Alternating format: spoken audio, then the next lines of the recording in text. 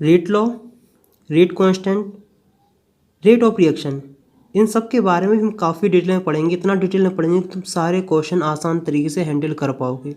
तुम्हें बिल्कुल भी कोई घबराने की ज़रूरत नहीं। सारे क्वेश्चन तुम चाहे जेईई मेंस को, नेट के हो, बोर्ड के कहीं के भी हों, सब तुम आराम से हैंडल कर लोगे। लेकिन सबसे इम्पोर्टेंट ये दिमाग में आना चाहिए अगर तुम पढ़ रहे हो कि अभी पिछली वाली वीडियो हमने देखा कि रेट ऑफ रिएक्शन क्या होती है। रेट ऑफ रिएक्शन मतलब होता है कि प्रोडक्ट के बनने की स्पीड या रिएक्टेंट खत्म होने की स्पीड को रेट ऑफ रिएक्शन कहते हैं। अगर मतलब मोटा मोटा समझें। आखिरकार अगर मैं तुमसे क्वेश्चन करूं कि बताओ बेटा तुम कैसा दौड़ते हो, तो कोई कहेगा मैं बहुत तेज़ दौड़ता हूं, मतलब कोई का जल्दी आंसर देगा मैं बहुत स्लो दौड़ता हूं। लेकिन तुमने एक चीज़ तो पूछी नहीं कि भैया उसका मीडियम कैसा होगा। अगर मैं तुमसे कहूँ कि तुम्हें दौड़ना है पानी में, तो तुम कैसा दौड़ोगे? बेसिकली कम दौड़ पाओगे। अगर मैं तुमसे कहूँ कि अगर तुम्हें दौड़ना है दलदल में, तो उससे भी तुम्हारी ख़राब हालत हो जाएगी। अगर मैं तुमसे कहूँ कि तुम्हें दौड़ना है रोड पे, तो तुम्हारे दौड़ने की अलग स्पीड होगी। अगर मैं कहूँ कि तुम्हें दौड़ना है मिट्टी, तो अलग स्पीड होगी। मतलब जो तुम, मतलब अकेले तुम हो, तुम पूरे दम से दौड़ रहे हो, लेकिन दूसरे फैक्टर पे तुम्हारी स्पीड डिपेंड कर रही है कि नहीं कर रही है। इसी तरीके से जो रेट ऑफ रिएक्शन होती है वो भी कई फैक्टर पर डिपेंड करती है। उनमें से सबसे पहला फैक्टर वो है कंसंट्रेशन ऑफ रिएक्टेंट। मतलब जैसे तुम मान लो ए है, बी है और इससे सी बनता है। जैसे मान लो कि हम चाय बना रहे हैं, चाय में जितनी चीज़ें बनाने में यूज़ होती हैं सब रिएक्टेंट हैं, और जो चाय बन के आ जाती है कप ऑफ टी, वो क्या है? बेसिकली प्रोडक्ट है। तो आखिरकार जो चाय बनने की स्पीड बेसिकली डिपेंड कर देगी आखिरकार उस पर रिएक्टेंट तुम कितना ले रहे हो, कितना ज़्यादा पानी ले रहे हो, कितनी ज़्यादा चीनी ले रहे हो, कितना दूध ले रहे हो, इन सब पे भी करते हैं। तो सबसे पहले अपने दिमाग में सेट कर लो कि रेट ऑफ रिएक्शन डिपेंड करती है, वो करती है कंसंट्रेशन ऑफ रिएक्टेंट,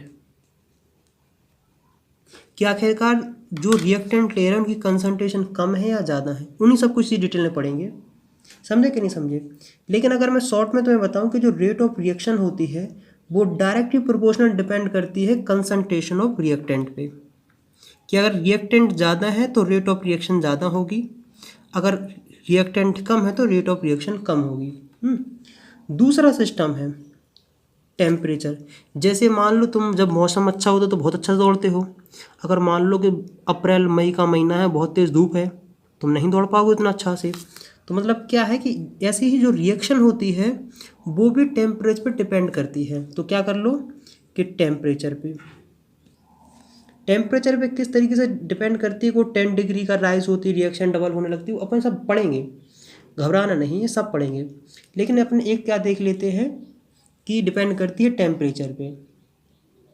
देखो इसमें कुछ इस तरीके से है कि ये समझ लो कि जो रेट ऑफ रिएक्शन है वो डायरेक्टली प्रोपोर्शनल टेम्परेचर पे करती है। मतलब जस्ट ऐसे दिमाग में सेट करने के लिए, अगर टेम्परेचर इंक्रीज करोगे तो रेट ऑफ रिएक्शन इंक्रीज हो जाएगी। अभी बताएंगे, पूरा केमिकल तरीके से रिलेट कराएंगे हम। अब जो तीसरा फैक्टर तुम्हारे पास आता है वो होता है nature of reactant and product, कि आखिरकार दो जो ले रहे हो ना तुम नेचर ऑफ रिएक्टेंट,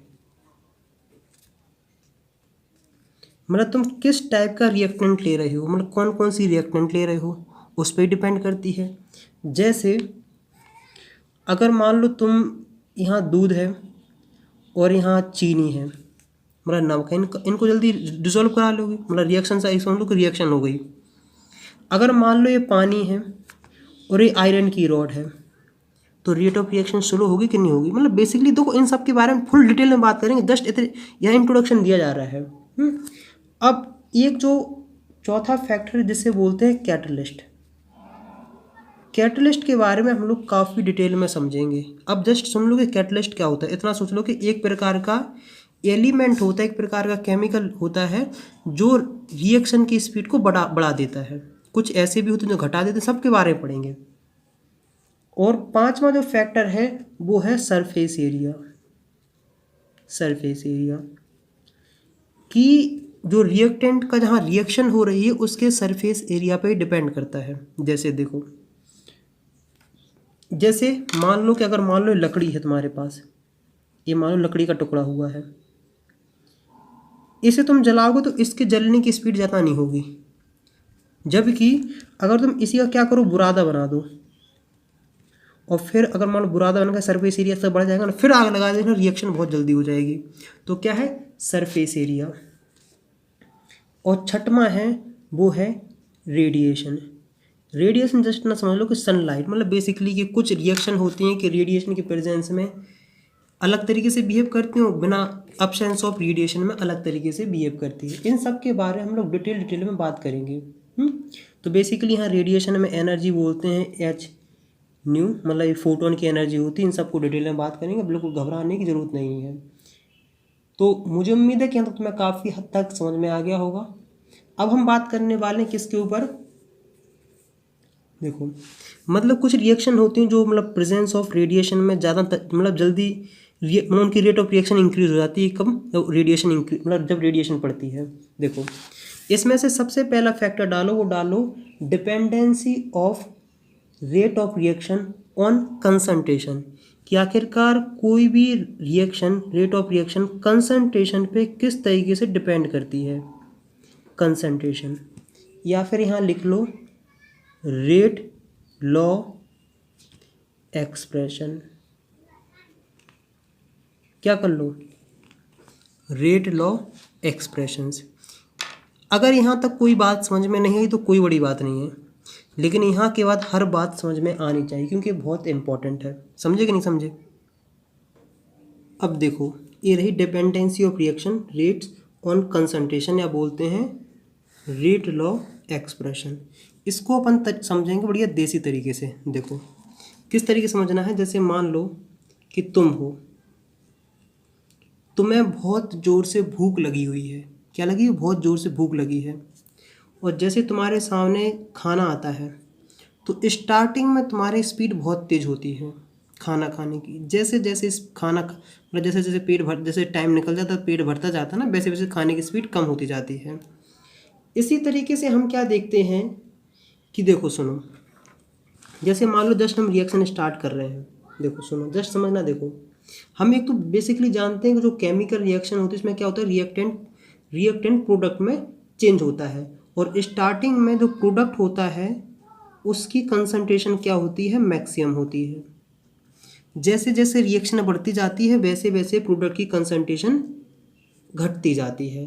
और जबकि स्टार्टिंग में प्रोडक्ट की अमाउंट 0 होती है, लेकिन जैसे जैसे रिएक्शन बढ़ती जाती है तो प्रोडक्ट की अमाउंट बढ़ती जाती है। अगर देखो इसी चीज़ को अगर हम समझते हैं ग्राफ से, देखो ये रहा ग्राफ। यहाँ मान लो कि यहाँ लिखा हमने बाई एक्सिस पे ले रहे हैं कंसंट्रेशन और एक्स एक्सिस पे ले रहे हैं टाइम। देखो जो मैं बनाऊँ ग्रीन पेन से समझ लेना, वो किसका ग्राफ बना रहा हूँ, वो बना रहा हूँ मैं रिएक्टेंट का। किसका बना रहा हूँ, रिएक्टेंट का। तो रिएक्टेंट का ग्राफ कुछ इस तरीके से बनता है कि समय के साथ इसकी वैल्यू ऐसे घटती जाती है। इसको क्या बोलेंगे, इसको बोलेंगे डिक्रीजिंग कंसंट्रेशन ऑफ रिएक्टेंट। क्योंकि देखो वैसे ग्राफ नीचे को जा रहा है ना, देखो इसका डायरेक्शन कुछ इस तरीके से है। तो क्या है, इसकी रिएक्शन मतलब इसका कंसंट्रेशन घटता जा रहा है। अब देखो समझते हैं, जैसे मान लो कि यहाँ मान के चलते 10 था, लेकिन जब यहाँ आया तो मान लो यहाँ 1 बचा, मतलब बेसिकली रिएक्ट का कंसंट्रेशन घटा ना। देखो जो ब्लू से बना रहा हूँ वो बना रहा हूँ मैं किसका, प्रोडक्ट का, मतलब प्रोडक्ट का कंसंट्रेशन। स्टार्टिंग में 0 होता है, लेकिन जैसे जैसे रिएक्शन बढ़ती जाती है उसका कंसंट्रेशन इंक्रीज होता जाता है। तो बेसिकली ये क्या है, ये है इंक्रीजिंग कंसंट्रेशन ऑफ प्रोडक्ट।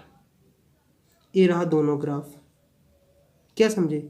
अगर मान लो ये जो पॉइंट जहाँ दोनों इंटरसेक्ट कर रहे हैं ना, तो मतलब इस टाइम पे मान लो 15 सेकेंड हुए हैं। इस टाइम पे रिएक्टेंट और प्रोडक्ट दोनों की कंसंट्रेशन बराबर होती है। देखो इतना समझ में आया कि नहीं।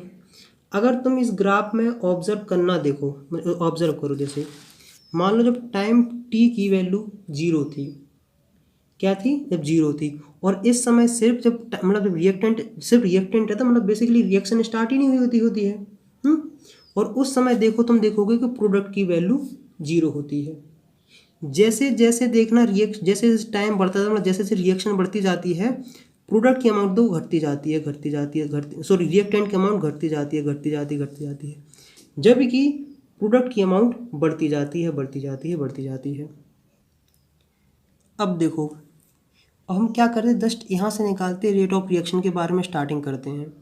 तो बेसिकली जो इसका जो स्लोप है ना, इसको जो कर्व का स्लोप निकालोगे वो बेसिकली क्या है, अगर मान लो इस पर भी अगर हम टेंजेंट बनाना स्टार्ट कर दें तो बेसिकली टेंजेंट क्या बताता है, टेंजेंट बताता है रेट ऑफ रिएक्शन के बारे में।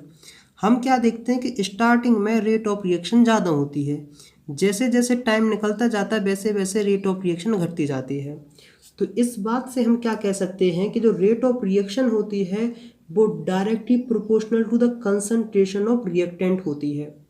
इस बात को याद रख लो। देखो क्या याद रख लो कि जो रेट ऑफ रिएक्शंस होती है, दोबारा सुनो, rate of reaction is directly proportional to concentration of reactant.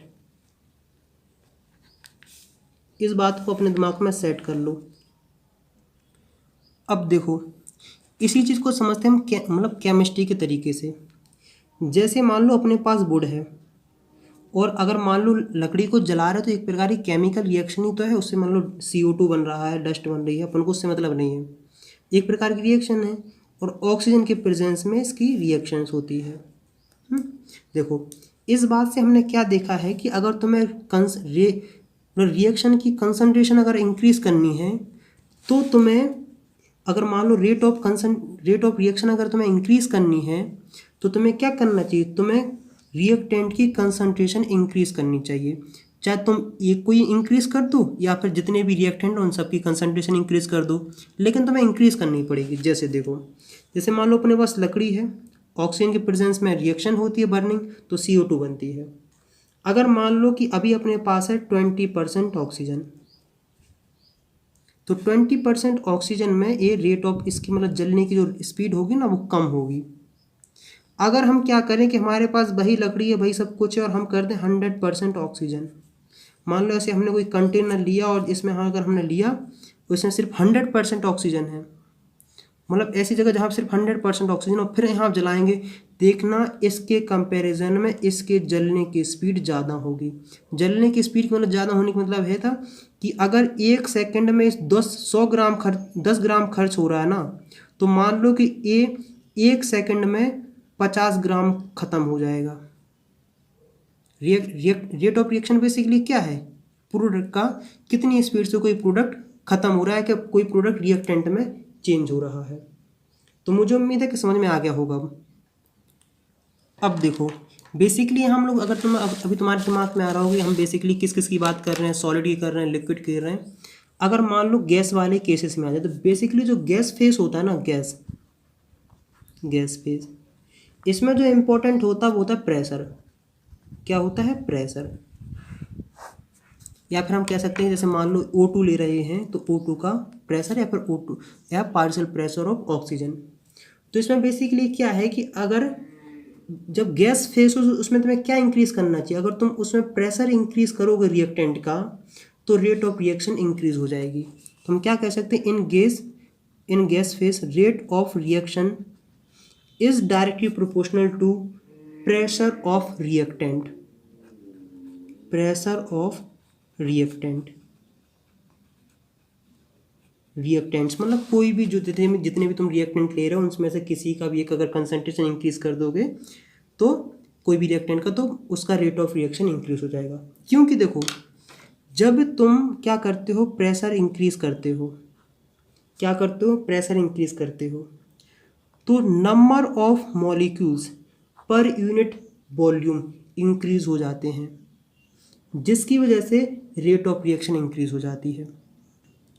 मुझे पता है कि आखिरी वाली बात तुम्हारे दिमाग में सेट नहीं हुई होगी। देखो आखिरकार इस इतने का मतलब समझ में नहीं आया होगा कि number of molecules per unit volume किस तरीके से क्या मतलब है। देखो जैसे मान लो एक कंटेनर है,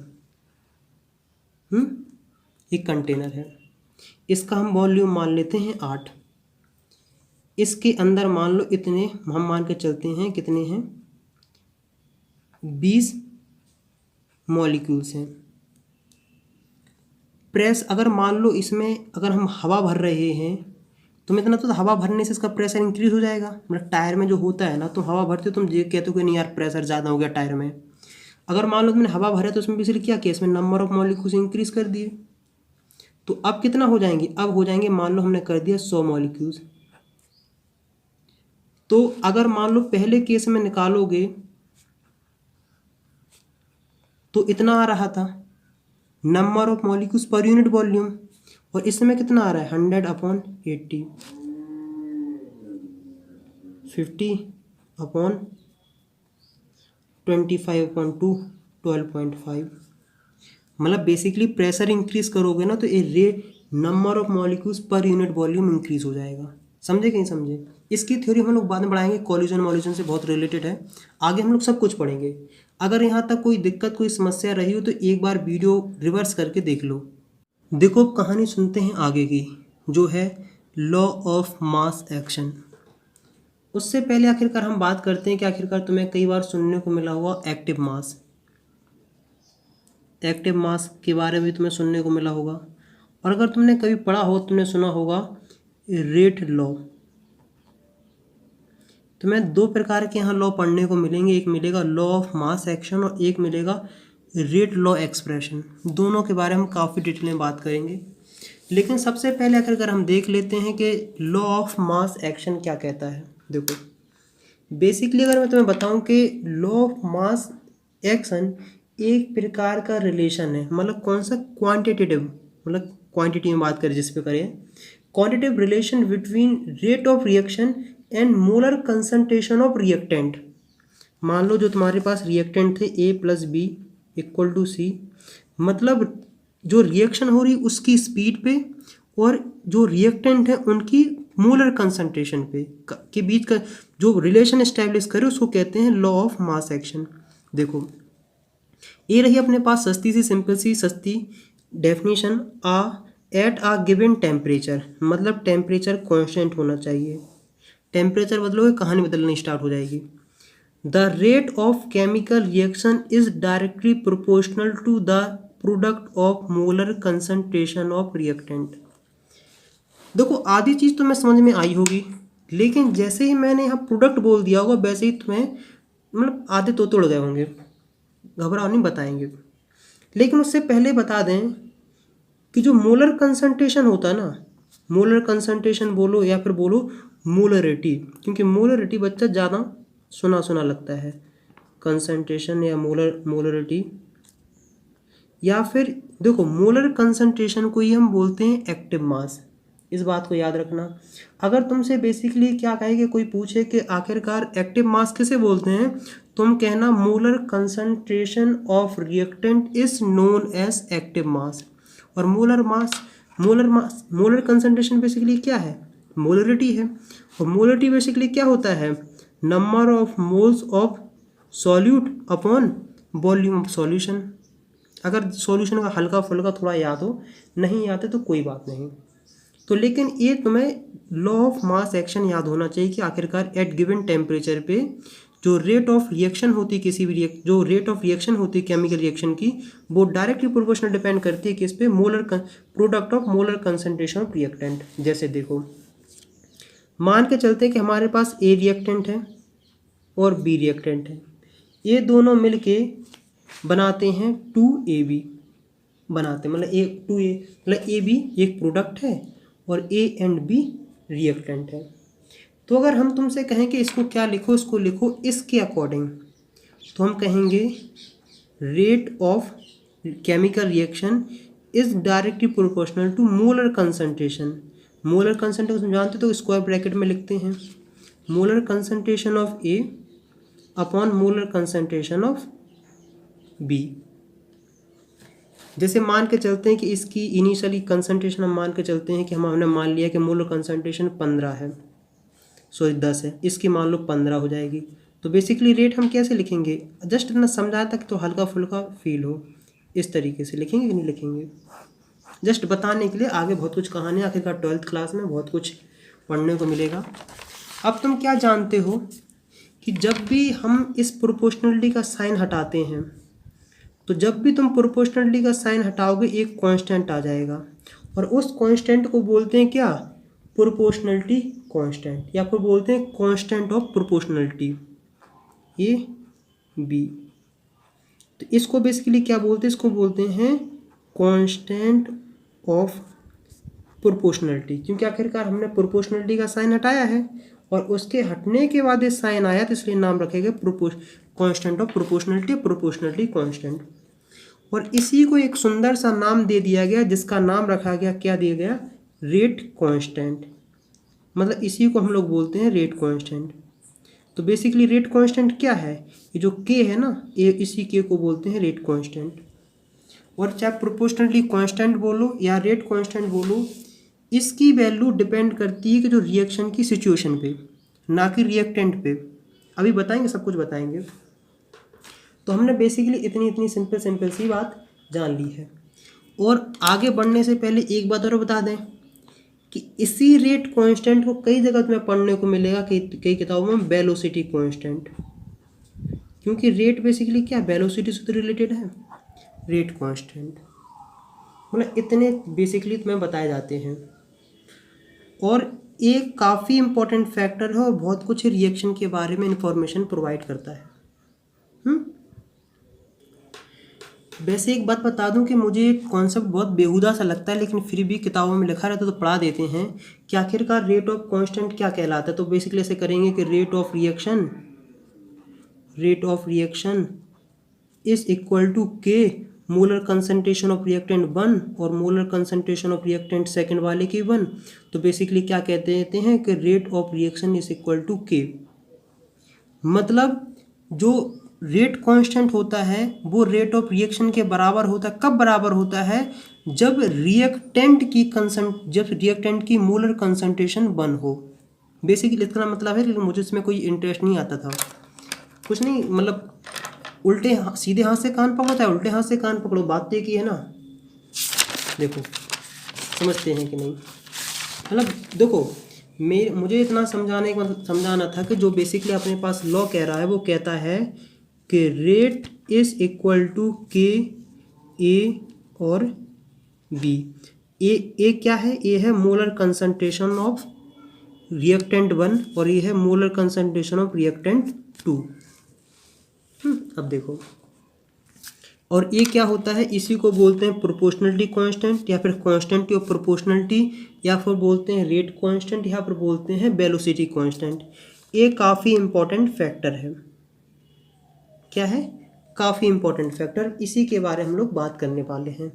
तो हेडिंग डालो, क्या लिखो, कैरेक्टरिस्टिक ऑफ रेट कांस्टेंट।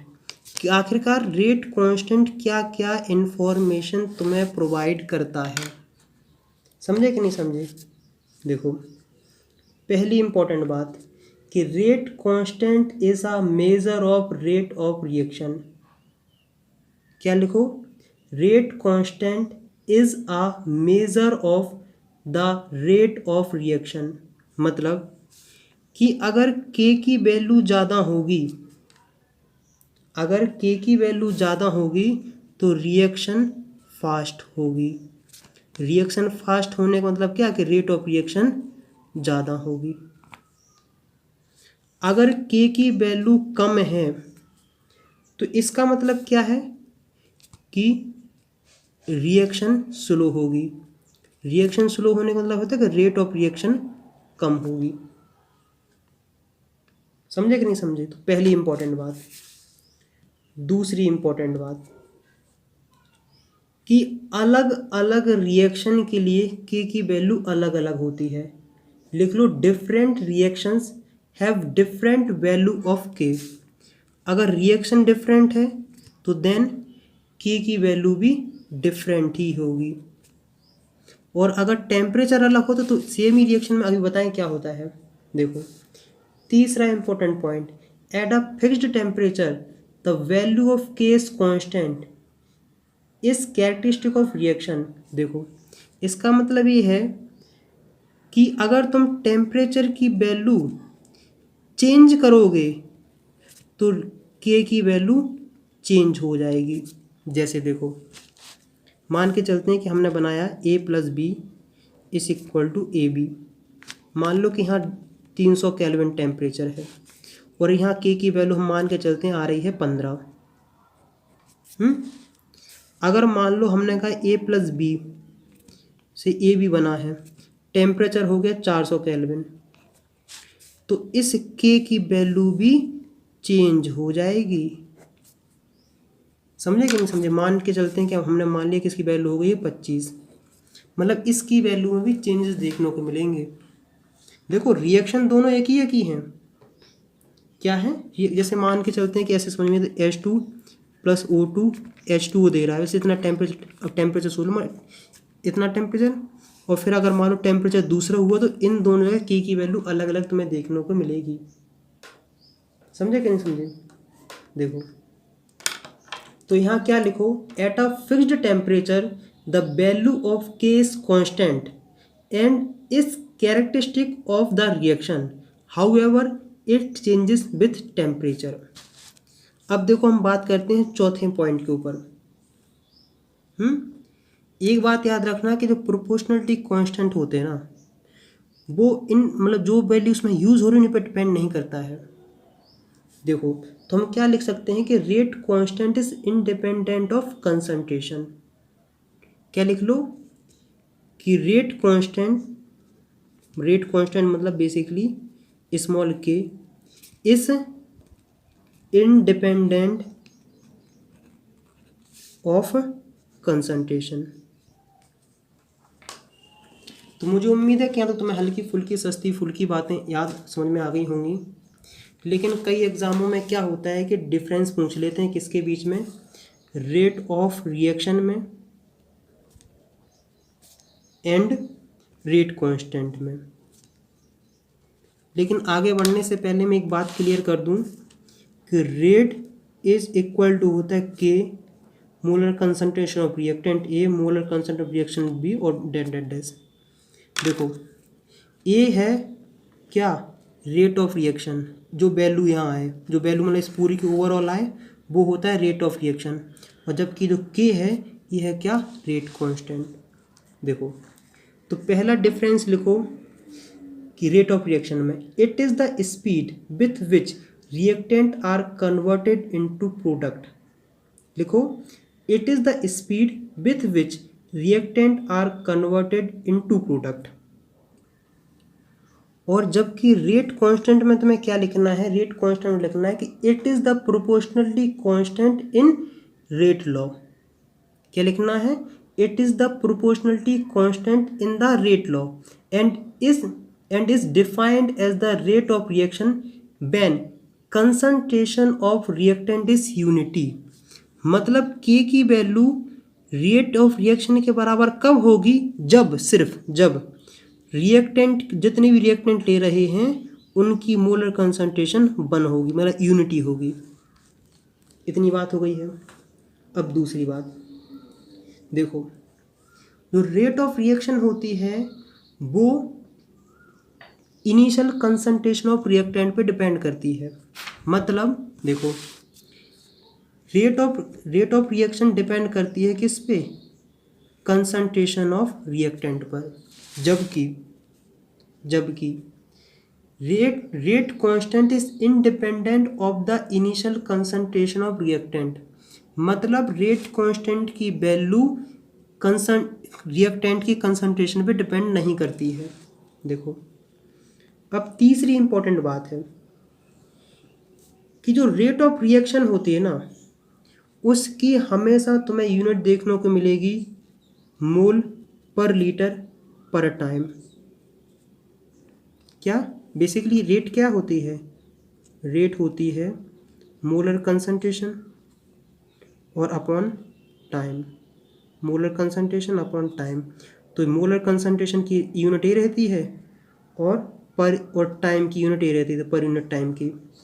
जबकि जो रेट कांस्टेंट होती है उसकी वैल्यू जो रिएक्शन के ऑर्डर होते हैं ना उन पर डिपेंड करती है। तो क्या लिख लो, depend upon the order of reaction. और इस पॉइंट से काफ़ी ज़्यादा क्वेश्चन बनते हैं कंपटीशन एग्ज़ाम में। मतलब सबसे ज़्यादा MCQ इसी से बनते हैं कि बताओ इस रिएक्शन का रेट कांस्टेंट की यूनिट क्या है। अगर यहाँ तक कुछ समझ में नहीं आया तो एक बार रिवाइज कर लो। अपने पास टॉपिक है रेट लॉ एक्सप्रेशन या रेट इक्वेशन। इसको पढ़ने से पहले तुम्हारे साथ एक मैं गेम खेलता हूँ। देखो, जैसे मान लो तुम्हारे पास एक रिएक्शन है NO2 plus F2 gives NO2F। मैं क्या करूँगा कि देखो, जब भी रिएक्शन करो तो बैलेंस कर लेना, क्योंकि अगर केमिस्ट्री में सबसे इंपॉर्टेंट जो बात आ जाती है वो आती है बैलेंसिंग की। जब भी कोई क्वेश्चन अटेम्प्ट करो तो पहले बैलेंस कर लेना, 2 और 2 हो जाएगा। तो अगर मैं तुमसे कहूँ कि इसकी रेट लिखो, रेट का एक्सप्रेशन लिखो, तो बेसिकली अभी तुमने क्या पढ़ा है? अभी तुमने पढ़ा है रेट ऑफ, या फिर बोलते हैं law of mass action. Law of mass action के अकॉर्डिंग तुम लिखोगे रेट इज इक्वल टू के NO2 ट्वाइस और F2। अब किसी के दिमाग में आ रहा होगा भैया आपने 2 क्यों कैसे लिख दिया है, मैं बताता हूँ, घबराने। देखो, इसका पता मतलब क्या है कि हमारे पास रिएक्टेंट साइड NO2 2 है। तो अगर इसको तुम ऐसे लिखोगे तो NO2 और F2 गिव्स NO2F और NO2F।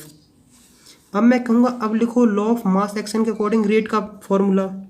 तुम लोग भैया अपने पास ये है, तो रेट इज इक्वल टू के रेट कांस्टेंट इनटू पहले रिएक्टेंट की मोलर कंसंट्रेशन NO2, दूसरे रिएक्टेंट की मोलर कंसंट्रेशन NO2 और तीसरे रिएक्शन की कंसंट्रेशन Fe2। इन दोनों को तुम लाओगे तो क्या हो जाएगा, K इक्वल टू NO2 की पावर ट्वाइस F2। अब समझ में आया कि नहीं आया है? इस तरीके से हो जाता है। अगर हम इनिशियली मान लेते हैं कि NO2 की कंसंट्रेशन हमारे पास है, मान के चलते हैं 4, और F2 की कंसंट्रेशन हमारे पास है 3। अगर इसकी कंसंट्रेशन अगर मान लो इसके अंदर रख लो तुम्हें, तो रेट इज इक्वल टू के 4 का स्क्वायर और 3, 16 into 3 18, 1 48। Rate is equal to 48K। समझे कि नहीं समझे? मैंने क्या कहा कि अगर मैं F2 की कंसंट्रेशन डबल कर देता हूँ, मतलब 6 कर देता हूँ, तो रेट की वैल्यू क्या आएगी? रेट की वैल्यू तुम्हारे हिसाब से आनी चाहिए के 4 का स्क्वायर 6, तो 16 96K आएगा। आएगा कि नहीं आएगा? सिंपल सी बात है।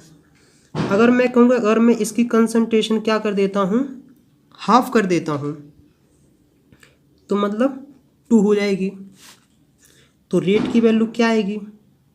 रेट की वैल्यू है के 2 का स्क्वायर अपॉन 3, तो के इक्वल टू 4 इंटू 3 12K। मतलब बेसिकली इस रिएक्शन का ये रिएक्शन 1/4 हो गई है। तो इस बात से क्या पता लगाया है कि अगर तुम NO2 की कंसंट्रेशन हाफ करते हो तो जो रिएक्शन है उसकी रेट 1/4 टाइम्स हो जाएगी। और जबकि अगर इसकी कंसंट्रेशन हम डबल कर देते, मान लो हमारे पास हो जाता कितना, 8 हो जाता, तब इस समय हमें रेट कितनी देखने को मिलती? रेट इज इक्वल टू के स्क्वायर इंटू 3, 64 इंटू 3 12 18 192K।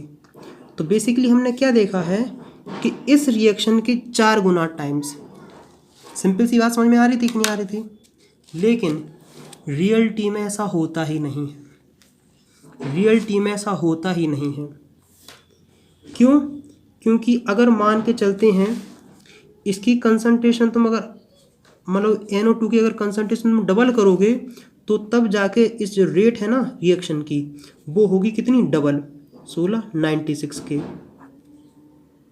और अगर मान लो तुम इसकी कंसंट्रेशन डबल करते हो तब भी इसकी कंसंट्रेशन मतलब डबल से मतलब मल्टीप्लाई होगा, मतलब ट्वाइस हो रही है, मतलब 4 गुना इम्प्रूवमेंट देखने को नहीं मिल रहा है। तो हमें एक बात तो समझ में आई है कि जो हमने कॉपी पे लिखा है मतलब थ्योरेटिकल है, वो जो एक्सपेरिमेंटल है उसमें अंतर तो है। क्या है? ये तो अंतर है, क्योंकि बेसिकली जो हमारे पास लॉ ऑफ मास एक्शन क्या था, एक प्रकार का थियोरिटिकल था ना, तो मतलब थियोरिटिकल और प्रैक्टिकल में अंतर है। उसी अंतर को दूर करने के लिए आया था लॉ जिसका नाम था रेट लॉ एक्सप्रेशन। तो हम क्या कह सकते हैं कि law of mass action theoretical है, जबकि रेट लॉ एक्सप्रेशन या रेट इक्वेशन एक्सपेरिमेंटली है, मतलब जो हम एक्सपेरिमेंटली ऑब्जर्व करते हैं। क्या समझे, एक्सपेरिमेंटली ऑब्जर्व। इसकी डेफिनेशन थोड़ी कठिन लगेगी लेकिन थोड़ा समझ लेना। Mathematical expression which denote the rate of reaction in term of molar concentration, मतलब बेसिक इतनी बात चल रही है। उसने कहा कि जो किसी भी जो रेट ऑफ रिएक्शंस होती है वो हम मोलर कंसंट्रेशन के टर्म में मतलब एक्सप्रेस करते हैं reactant with each term raise to some power. Some power लिखा है, स्टोइचोमेट्रिक नंबर नहीं लिखा है, क्योंकि बेसिकली जो हम यहाँ लिख रहे हैं ना, ये जो यहाँ लगा रहे हैं लॉ ऑफ मास एक्शन में, बेसिकली क्या है, ये है क्या, स्टोइचोमेट्रिक कोफिशिएंट, जियोमेट्रिक कोफिशिएंट। स्टोइचोमेट्रिक कोफिशिएंट क्या होती है कि जो बैलेंस करने का जो नंबर आते हैं ना सामने, इन्हीं को हम लोग बोलते हैं। तो इस बात में देखो बच्चों को बहुत ज़्यादा कंफ्यूज रहती है कि आखिरकार हमें रेट लॉ या रेट इक्वेशन की क्यों ज़रूरत पड़ी। कोफिशिएंट, और एग्ज़ाम में तुम्हें जिस तरह जो क्वेश्चन कराया जाएगा तो उसमें लिखा जाएगा कि आखिर क्वेश्चन किस बेस से करना है, रेट लॉ एक्सप्रेशन से करना है, फिर मतलब या फिर तुम्हें लॉ ऑफ मास एक्शन से करना है। Base generally rate law expression से क्वेश्चन आते हैं, रेट लॉ से। इतना समझ लिया है। और यहाँ क्या लिखा है, in term of rest some power which may या may not be same as the stoichiometric constant, मतलब जो तुम पावर लगाओगे उसकी वैल्यू स्टोइचोमेट्रिक कोफिशिएंट के बराबर हो सकती है या नहीं हो सकती है। जो ये सम पावर नंबर निकाले जाते हैं ना, एक्सपेरिमेंटली निकाले जाते हैं। देखो जैसे मान लो, आप देखो ध्यान से समझना, सुनो देखो, जैसे मान लो कि हमारे पास एक रिएक्शन है, A + B + C gives product. क्या गिव्स प्रोडक्ट। हम मान के चलते हैं कि क्या मान के चलते हैं कि इसके ऊपर स्टोइचोमेट्रिक A है, B है और ये C है। अगर तुम क्या लिखोगे, अगर तुम लिखोगे लॉ ऑफ मास एक्शन, क्या लिख रहे हो, लॉ ऑफ मास एक्शन के अकॉर्डिंग रेट का फॉर्मूला क्या बनेगा, rate is equal to K A की पावर A, B की पावर B और C की पावर C। और बेसिकली ये सब क्या है, ये है मोलर कंसंट्रेशन ऑफ रिएक्टेंट। जबकि रेट लॉ के अकॉर्डिंग रेट का जो फॉर्मूला बनेगा वो बनेगा K A की पावर X, B की पावर Y और C की पावर Z। देखो X की वैल्यू A के इक्वल हो भी सकती है और नहीं भी हो सकती है। ऐसी कहानी है कि Y की वैल्यू B के बराबर हो भी सकती है, नहीं हो सकती है, ऐसी Z के लिए है। मतलब ये वैल्यू इसके बराबर हो सकती है और नहीं हो सकती, कोई गारंटी नहीं है कि, मतलब बेसिक सी ये बात ये है कि तुम रिएक्शन देख के X Y Z की वैल्यू पता नहीं लगा सकते हो, क्योंकि ये एक्सपेरिमेंटली ऑब्जर्व करी जाती है। अब मैं तुम्हें एक एग्जांपल तो मैंने दिखाई दिया है, मतलब तुम बैलेंस करके X Y Z की वैल्यू नहीं निकाल सकते हो। जैसे देखो स्टार्टिंग करी थी हमने NO2 से, F2, ये सब गैस फॉर्म में है, NO2 F, बैलेंस करोगे 2 हो जाएगा, यहाँ 2 हो जाएगा। अगर तुम लिखते हो लॉ ऑफ मास एक्शन के अकॉर्डिंग रेट का फॉर्मूला, तो इसका फॉर्मूला हो जाएगा rate is equal to K NO2 की पावर 2 और F2। जबकि रेट लॉ के अकॉर्डिंग रेट का फॉर्मूला तुम्हारे पास आएगा, क्या आएगा, वो आएगा K NO2 की पावर 1 और F2 की पावर 1। क्या समझे। देखो A2 का फर्क आया कि नहीं आया, याद रखना। ये मतलब ये एक्सपेरिमेंटली है, ये थियोरेटिकली रखी गई है। तो मुझे उम्मीद है कि यहाँ तक तुम्हें काफ़ी हद तक समझ में आ गया होगा। अब देखो और थोड़ा आगे बताऊँ। एक बात बता दूँ मैं तुम्हें कि रेट लॉ एक्सप्रेशन निकालना बच्चों का खेल नहीं है।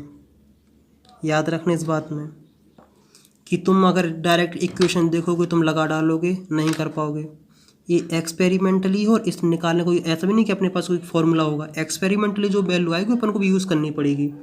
जैसे मान लो कि CH3 ए रहा, मान लो CH Cl3 Cl2 Gibbs CCl4 और HCl। अगर तुम ये लिखोगे रेट किसके according, law of mass action के अकॉर्डिंग, तुम क्या लिखोगे, rate is equal to CH3 Cl3 और Cl2। अगर तुम मतलब जो रियल है, जो रियल रेट होगी उस रेट की वैल्यू होगी, मतलब वो लिखी जाएगी रेट लॉ एक्सप्रेशन के according, rate is equal to K CH Cl3 Cl2 और 1/2। देखो यहाँ 1 था, यहाँ 1/2, फ़र्क है कि नहीं है। तो मेरा कहने का मतलब है कि जो रेट लॉ एक्सप्रेशन है थोड़ा कॉम्प्लिकेटेड है और कुछ नहीं है। लेकिन जो तुम्हारे पास क्वेश्चन आएंगे कुछ इस तरीके से आएंगे जिसको तुम आसान तरीके से सॉल्व कर सकते हो। जैसे मान लो दिया रहेगा कि rate law of reaction A, B and C has been found. मतलब तुम्हारे पास रिएक्शन है A, B एंड C, मतलब तुम्हारे पास 3 रिएक्टेंट हैं और उस समय तुमने दिया रखा है कि rate is equal to K A B और C का square. What would be the rate of reaction change when concentration of C is doubled. उसने कहा कि अगर इसकी कंसंट्रेशन अगर हम डबल कर दें तो क्या चेंज देखने को मिलेगा। हम मान लेते हैं कि इसकी कंसंट्रेशन A है, इसकी कंसंट्रेशन B है, इसकी कंसंट्रेशन C है। तो rate is equal to K A B C square. इसकी कंसंट्रेशन डबल कर दो मतलब 2C हो जाएगा। तो K A B और 2C का स्क्वायर, तो रेट की वैल्यू आएगी 4 times of K A B C square, मतलब इनिशियल के 4 गुना रेट ऑफ रिएक्शन हो जाएगी। अगर कोई कहे कि इसकी ए की कंसंट्रेशन डबल कर दो तो रेट का फॉर्मूला होगा K 2A B C square. तो 2K A B C square मतलब इनिशियल कंसंट्रेशन इनिशियल रेट के अकॉर्डिंग, मतलब देखो बेसिकली रेट की बात हो रही है तो मतलब मेरा कहने का मतलब है कि जो इनिशियल रेट है ना उसके ट्वाइस हो जाएगा। तो क्या समझ में आया है। और अगर तुम्हारे पास आए कि हमने B एंड C इन दोनों की कंसंट्रेशन डबल कर दी तो रेट क्या होगी तुम्हारी, मतलब फाइनल रेट। तो rate is equal to K A 2B और 2C का स्क्वायर, तो हो जाएगा 8K A B C square. मतलब जो अब रेट आ रही है ना, रेट मतलब स्पीड, वो इनिशियल रेट के 8 गुना ज़्यादा है। कितनी ज़्यादा है, 8 गुना ज़्यादा। और अगर कहीं आ जाए कि हमने कह दिया कि जो ए है ना, ए की मोलर कंसंट्रेशन उसकी हमने क्या कर दी, हाफ कर दी है, तो रेट क्या होनी चाहिए, रेट इज इक्वल टू के ए का हाफ बी सी स्क्वायर, मतलब के ए बी सी स्क्वायर। मतलब इसका मतलब है कि ए इनिशियल रेट है, इनिशियल रेट का हाफ हो जाएगा, मतलब ए फाइनल रेट है और ए बेसिकली क्या, इनिशियल रेट। तो final rate is equal to half of initial rate. ऐसे ऐसे क्वेश्चन सॉल्व करे जाते हैं। तो मुझे उम्मीद है कि तुम्हें काफ़ी हद तक समझ में आ गया होगा। नेक्स्ट वीडियो में मिलते हैं नेक्स्ट टॉपिक के साथ, तब तक जय हिंद जय भारत, ऑल द बेस्ट।